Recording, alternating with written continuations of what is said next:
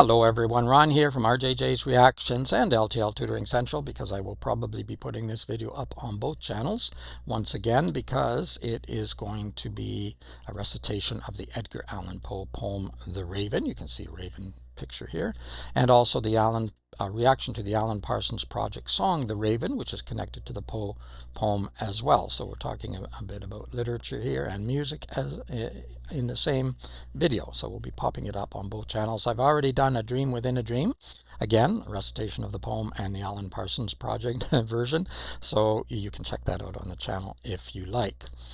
Also, down in the description you'll find a link to the artist channel, so you can go there and subscribe and like and comment and check out everything else they have on the channel and support the artists.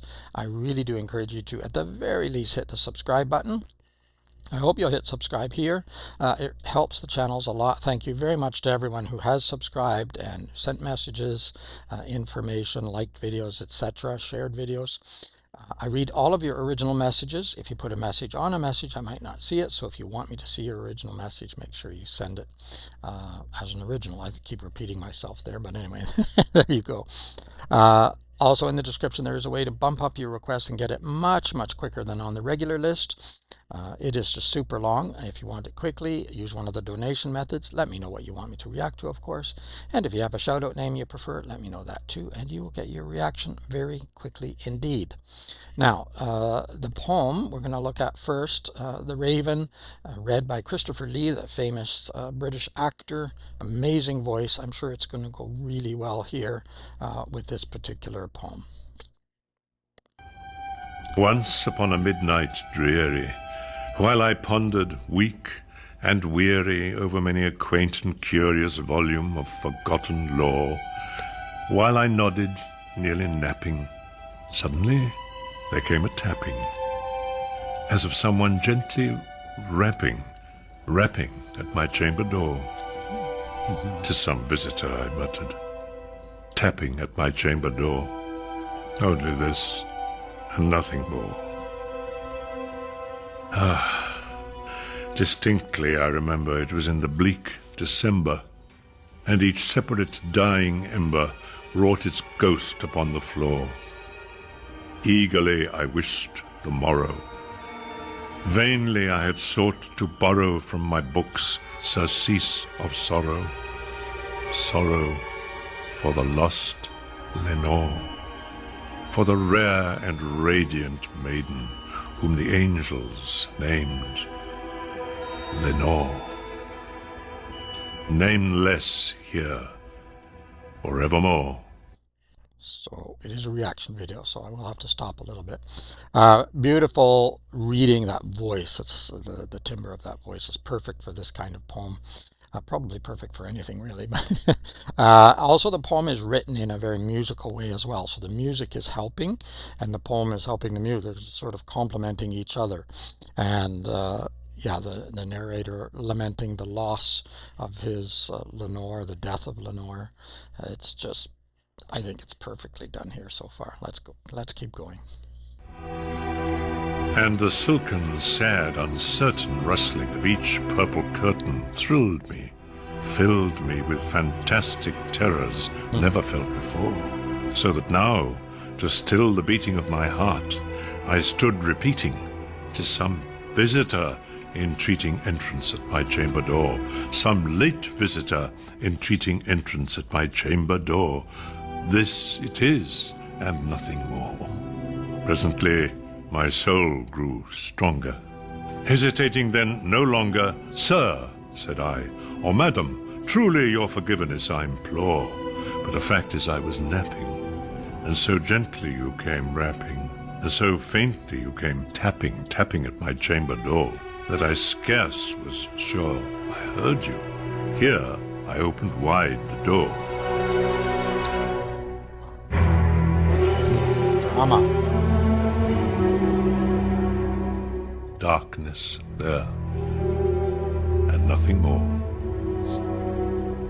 Deep into that darkness peering, long I stood there wondering, fearing, doubting, dreaming dreams no mortal ever dared to dream before. But the silence was unbroken, and the darkness gave no token. and the only word there spoken was the whispered word, Lenore. This I whispered, and an echo murmured back the word, Lenore. Merely this, and nothing more. Back into the chamber turning, all my soul within me burning. Soon again I heard a tapping, somewhat louder than before. What's up? Surely, said I, surely that is something at my window lattice. Let me see, then, what thereat is, and this mystery explore. Let my heart be still a moment, and this mystery explore. 'Tis the wind, and nothing more. Open here, I flung the shutter, when, with many a flirt and flutter, in there stepped a stately raven of the saintly days of yore. Great rhyme scheme, great use of alliteration in certain points, and that's why I stopped here, talking about this bird coming in, flirt and flutter. As I say, beautifully gorgeous timbre to the voice and the musicality as well. And of course, I do know this poem. I've read Poe a fair bit, not recently too much, but until now. But I was going to say beautiful poem, but in some ways it's a dark, sort of gothic and sort of scary, and you can hear him sort of trying to convince himself of certain things.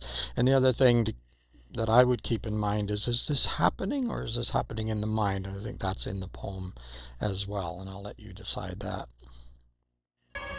Not the least obeisance made he, not a minute stopped or stayed he, but with mien of lord or lady, perched above my chamber door, Wow. perched upon a bust of Pallas, just above my chamber door, perched and sat, and nothing more.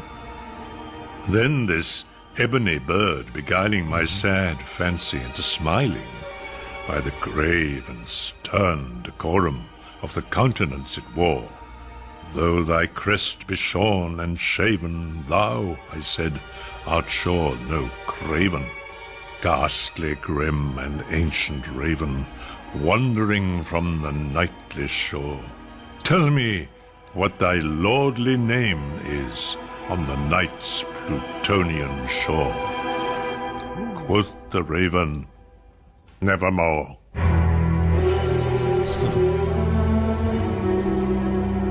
Much I marvel this ungainly fowl to hear discourse so plainly, though its answer little meaning, little relevancy bore.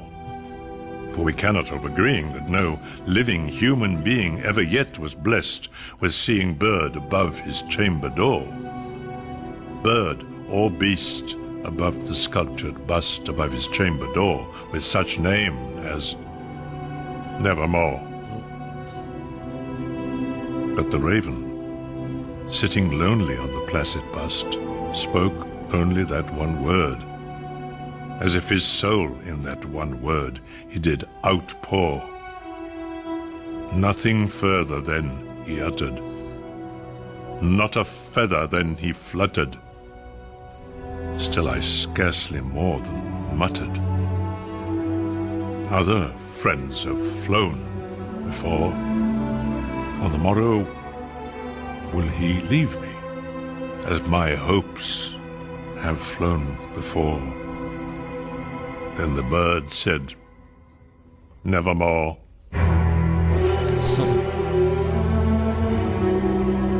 Startled at the stillness broken by replies so aptly spoken. Doubtless, said I, what it utters is its only stock and store, caught from some unhappy master, whom unmerciful disaster followed fast, and followed faster, until his songs one burden bore, till the dirges of his hope that melancholy burden bore of never, nevermore. But the raven, still beguiling all my sad soul into smiling, Straight I wheeled a cushioned seat in front of bird and bust and door. Then upon the velvet sinking, I betook myself to linking fancy unto fancy, thinking what this ominous bird of yore, what this grim, ungainly, gaunt, and ominous bird of yore meant in croaking evermore.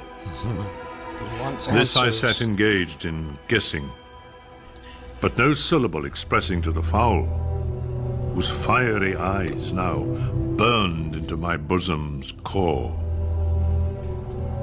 This and more I sat divining, with my head at ease reclining on the cushion's velvet violet lining that the lamplight gloated o'er. But whose velvet violet lining, with the lamplight gloating o'er, she shall press, nevermore. Then methought the air grew denser, perfumed from an unseen censer swung by seraphim, whose footfalls tinkled on the tufted floor. Wretch, I cried, thy God hath lent thee. By these angels he has sent thee respite, respite and nepenthe from thy memories of Lenore. Quaff, oh quaff this kind nepenthe, and forget this lost Lenore. Quoth the raven, nevermore. He wants to forget. Prophet, said I, thing of evil, prophet still, if bird or devil, whether tempter sent, or whether tempest tossed thee here ashore, desolate, yet all undaunted, on this desert land enchanted, on this home by horror haunted, tell me truly, I implore, is there balm in Gilead? Tell me, I implore. Quoth the raven, nevermore.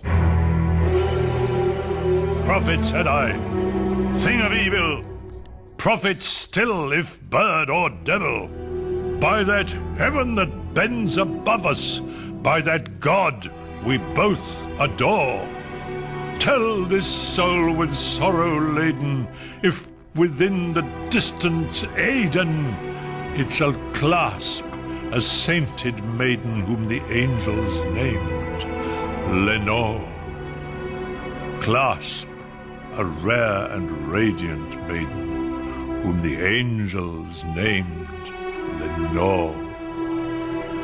Quoth the raven, nevermore. Yikes. Be that word our sign of parting, bird or fiend, I shrieked, upstarting, get thee back into the tempest and the night's Plutonian shore. Get lost. Leave no black plume as a token of that lie thy soul hath spoken. Leave my loneliness unbroken, quit the bust above my door. Take thy beak from out my heart, and take thy form from off my door. Quoth the raven, nevermore. That one word. It's a lot of power. And the raven, never flitting, still is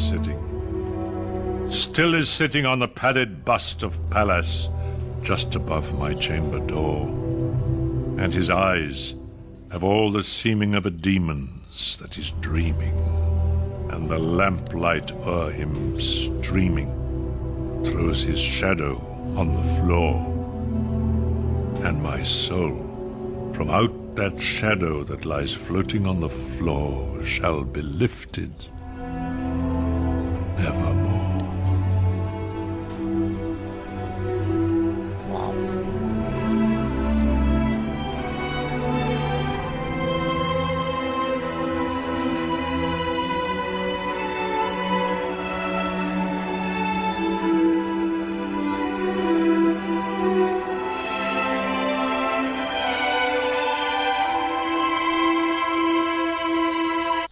Sir Christopher Lee, yeah, absolutely amazing. Yep. Perfect voice for this poem. Wonderful, wonderful poem. You get all that sense of suspense and as I say, the rhyme scheme, the alliteration. There's lots more in here too. The word choices, lots of allusions as well to other references. But for me, it's more of the emotion of what you've lost, and this raven just repeating that word nevermore, nevermore, nevermore, and the sense that the narrator is getting that he's maybe losing his mind, but also why is this bird telling him these things, that he's never going to see Lenore again, that she's not embraced by the angels, etc., etc., and it's just sort of this daunting, sort of haunting feeling. I think it's such a wonderful poem just to read by itself, but then you've got the voice and the music here as well. I think that adds a lot to it. Some of it might be a little too dramatic, maybe, but for some people. But I think this is a fantastic version of the poem. You let me know what you think. But now we're going to go and listen to the Alan Parsons Project, The Raven. Here we are. I don't believe there's no CC here, so I don't think the lyrics are going to come up. But I did have a look at the lyrics. They're much shorter than the actual poem, but they're very, very similar to the poem. So maybe we'll be able to understand them as we go through. I haven't heard this yet. Just the very, very beginning of it, I heard to try to check for sound. So let's see how it goes.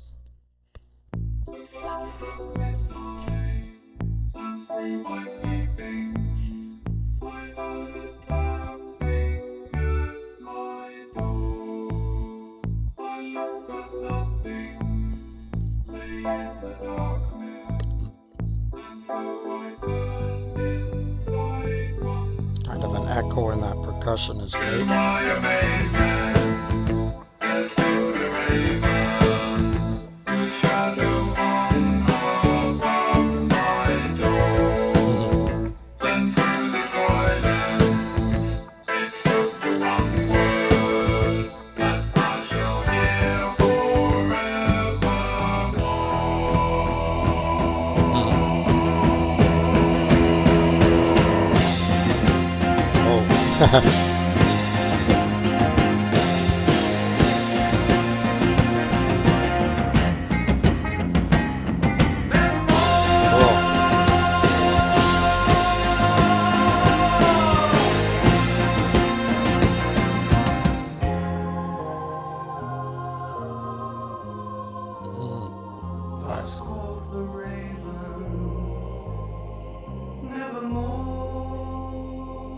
Nevermore.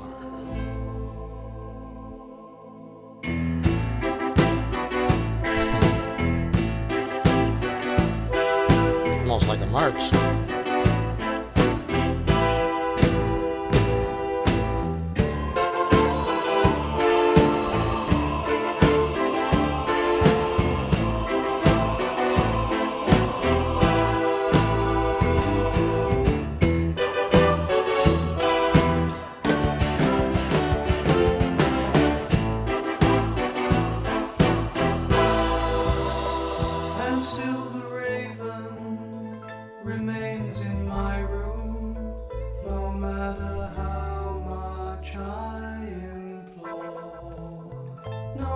Can soothe him, no prayer remove him, and I must hear forevermore.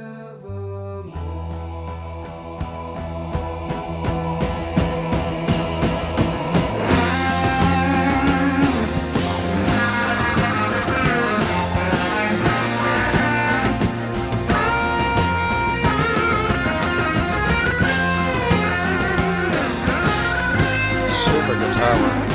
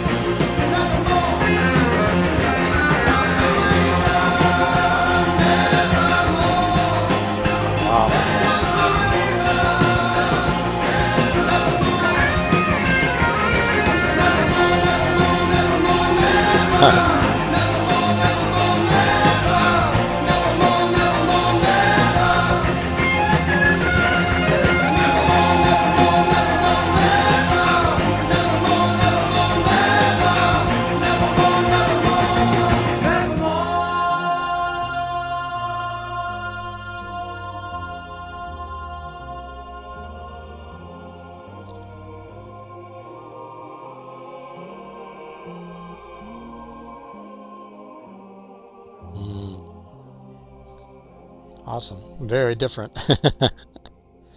Definitely. Let's make sure we're at the end here. Definitely stressing the nevermore, nevermore, nevermore, and of course the raven kept repeating that word every time in the poem. The narrator would suggest something or say something, and it would just keep saying nevermore. It's enough to drive you crazy, isn't it? Have you ever had a person, usually it's a child, but sometimes adults can be a bit annoying as well, who just keep saying the same thing over and over and over to you? Maybe at first as a joke, and then it starts to become not so funny anymore. Children are notorious for that. I love children, and they're fantastic, and I work with them all the time, as well as adults. I teach. Well, the youngest I've taught is 4 years old, and the oldest that told me his age was 70. I don't ask adults what their age are, but he was quite proud of being 70, so he kept telling me, and even put it in his email address. So there you go. So a very wide range, but I do work with a lot of young people, and they don't do that during my tutoring sessions so much, but of course I have experience with lots of other young children in terms of family and extended family, and some of them can sometimes start repeating. Anyway, nevermore, nevermore, nevermore. Well, I think we could listen to this song many more times, and we can certainly listen to the poem and read the poem many more times, because I think they are both fantastic in very different ways. I didn't know what to expect here. It wasn't probably what I was expecting, was something a little bit more gothic and dark. But this was amazing as well. I didn't really know what to expect. Fantastic. Thank you, John, for this recommendation, and hope it doesn't annoy you too much that I put the poem and the song together. But I thought it was a perfect opportunity to do that and to get it up on both channels. Let me know what you think of the poem, or that particular recitation of the poem, or of this song, or this particular version of the song. Give it a thumbs up if you liked it, or both of them, and let me know in the comments as well if you want. Also, check in the description for links to the artist channel, so you can go there and subscribe and like and comment. Obviously Edgar Allan Poe isn't around, but you know, the channels, and support them. I hope you'll subscribe here too. Also in the description, check for a way to bump up your request and get it much quicker than on the regular list, which is many months long now, and there's a way to do that. Other than that, I hope no ravens or any other kind of creature come. I would be very shocked if a raven talked to me. We have lots of them around here, crows and ravens and other birds, and they don't talk to me. They make loud, obnoxious sounds sometimes. I guess that's talking, but they don't actually speak. The question is, was it really speaking, or was it all up here? For me, it's probably all up here, given the psychological issues that I dealt with all my life, and particularly when I was younger, and seeing other people dealing with things. A lot of what happens is happening in our brain. We talk about it colloquially in our souls and our hearts and all these other things, but it's all happening up here. And I think maybe the raven wasn't actually speaking, but he was. It was almost a play off of himself, you know, hoping, despair, and at the end of the poem, pretty much despair, I would say. But then again, what happened after that? Did we get a part two? I don't think so. But anyway, that's my 2 or 3 cents worth. Have a beautiful day. It's Ron from RJJ's Reactions. Keep listening. Keep having fun. Until next time. Oh, and also L.T.L Tutoring Central. I'm putting this up on both channels. Until next time, bye-bye for now.